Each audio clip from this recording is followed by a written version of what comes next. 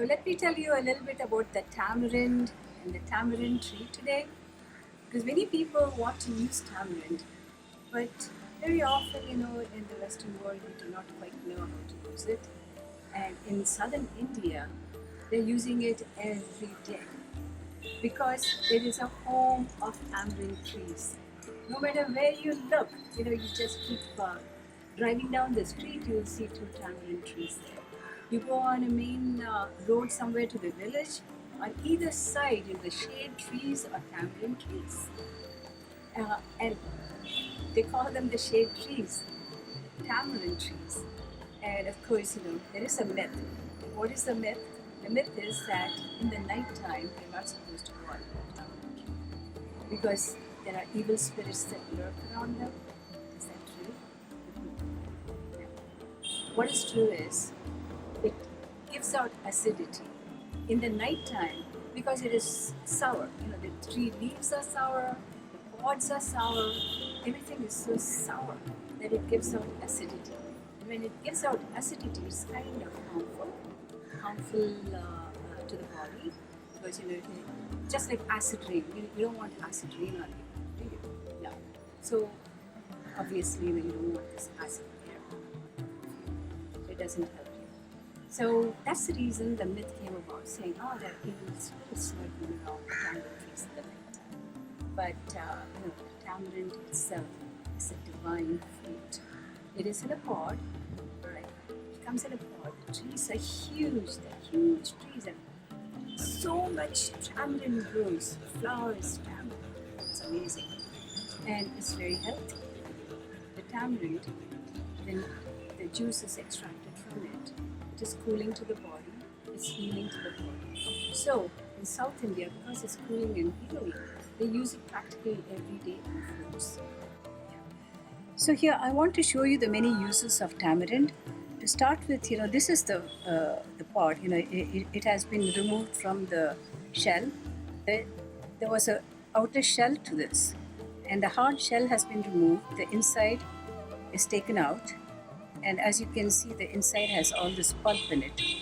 So this is the pulp with a little bit of the fiber in it. So when we talk in the recipes, we say one lemon size. So how is this a lemon size? So what we actually do when we say a lemon size, we take a bunch of this, and we try to make it into a lemon size by crushing it in your palms.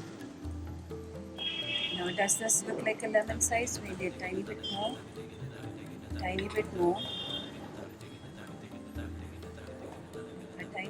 like that. Okay. Wow.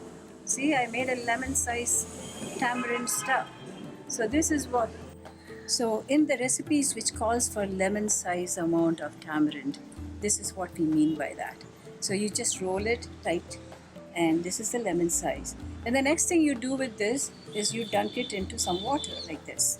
So when you dunk it into water, it does come apart.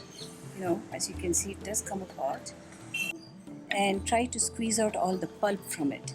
So when you squeeze out all the pulp, okay, when you just press it and squeeze it out, as you can see what it has done.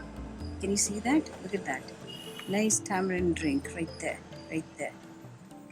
So that's syrup, the tamarind syrup that we use. And when we talk about concentrate, it is something that has been processed and sold in the stores in jars as tamarind concentrate.